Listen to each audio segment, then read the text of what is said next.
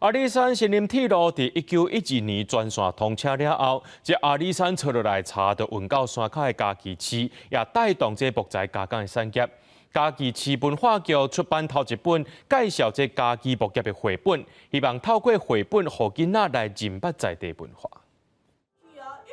剧团的演员表演绘本内底趣味的故事内容，互下骹囡仔大概是紧紧看。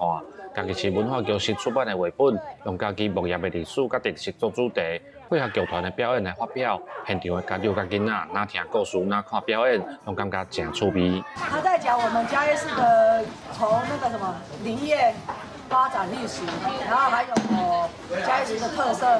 较早嘉义市因为阿里山林业铁路的建设，我带动木业加工的产业。即马除了嘉义制裁所放门车站才看会到的林业文化资产以外，嘉义市内阁存6000多间的老茶厝。文化局希望透过绘本，讲互大家知影老茶厝对在地文化的重要。绘本的这个出版，加儿童剧团的这个演出，希望甲咱嘉义市，是这个木都的这个元素，会当为细汉都互因了解这个城市伊原来的这个特色。嘉义市文化局表示，老茶厝是嘉义木业发展的一个见证。进前推广保存老茶厝的旧屋里计划，拢是针对社会人士来说明。头摆用绘本的方式讲给囡仔，就是希望会当把这个保存在地文化的观念，会当透过教育的方式继续来传承。记者林慧婷，嘉义报道。